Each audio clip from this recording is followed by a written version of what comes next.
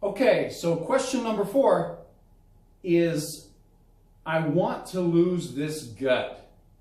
Should I train abs and core every day?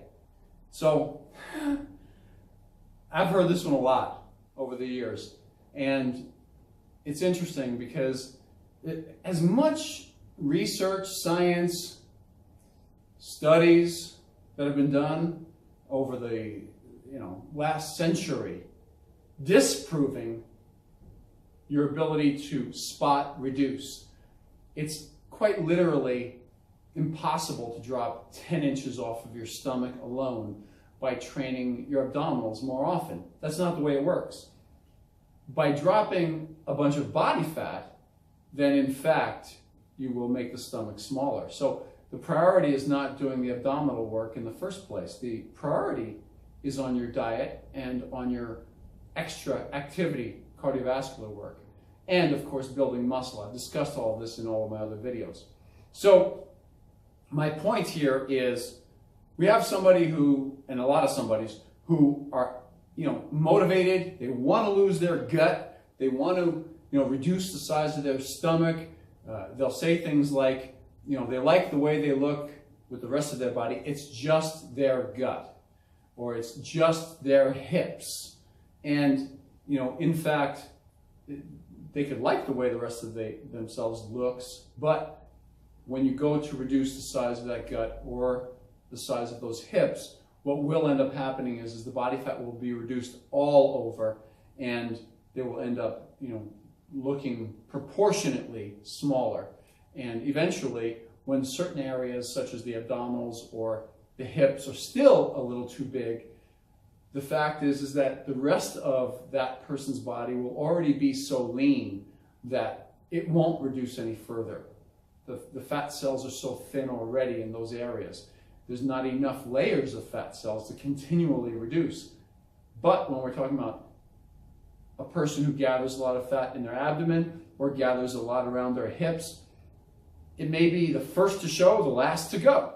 So they have to keep on pushing, pushing, and pushing to get that body fat to visually go down to an acceptable level. So that's diet and cardio and building new muscle. So that's question number 4. Question number 5, steady state cardio or HIIT, high intensity interval training cardio. So that's a good question too. I get this one a lot. So the clients and my friends have always asked me, should I do my cardio just at one level straight through and through, or should I do variations of it, meaning high intensity intervals mixed in? And the assumption is that you will end up burning, and a lot of the current day science seems to back the fact that high intensity interval cardio does end up burning more body fat and more calories eventually. But how do I successfully, I'm all about having people succeed at what they're doing.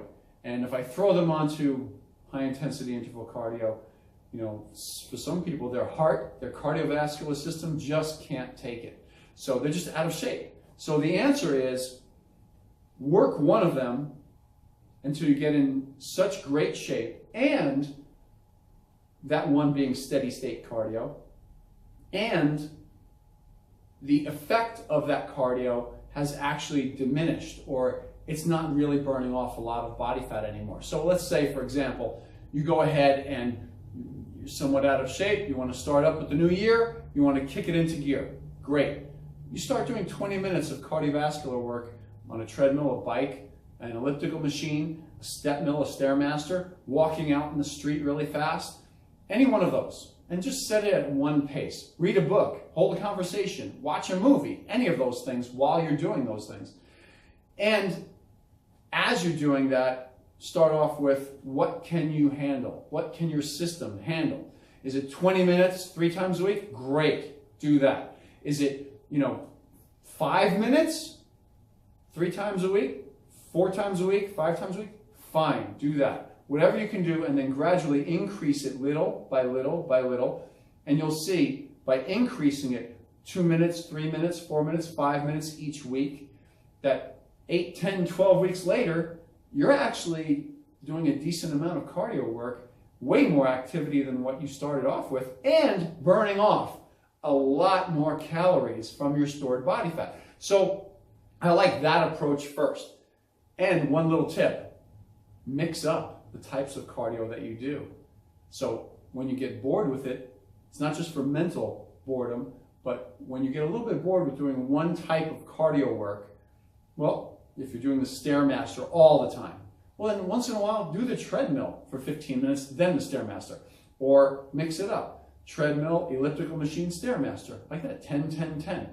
Any way you do that and want to mix that up is good to keep your body on its toes and continually burning more calories because it cannot get used to it. That's what we're trying to avoid. Eventually, once the steady state cardio does not work as well for you and you're doing a very good diet, that's the point where you want to throw in that high intensity interval cardio, and you'll also be in great shape at that point. At least that's my recommendation, and that's what I do with my clientele as well as my friends and family. So that's it for today. Just wrapped up those 5 most often asked questions that I get as a trainer and being in the fitness industry. And I also want to point out, and I'll take a moment to give a shameless plug right here. I have 2 books that I've written. One of them, Physique 101. They're both on Amazon, and they're also both on my website, MrAmericaHeart.com. And if you go through my website, I do sign them personally to whoever buys them. So you can't get that on Amazon. So one of them, Physique 101, it's great for beginners, intermediates, advanced, and it goes over all of the things that I'm covering in my videos. So Physique 101. The other book that I've written, Mr. America's Shape Up Series, I actually take myself in the course of 1 year and 2 months, and I go from out of shape to really close to contest shape. And I go over every single detail of what I did to get there. So 2 books I've written. Please consider buying them. It'll give you a lot more information than I'm able to give over these quick videos that I do. Once again, from my heart to you, John Hart, thank you.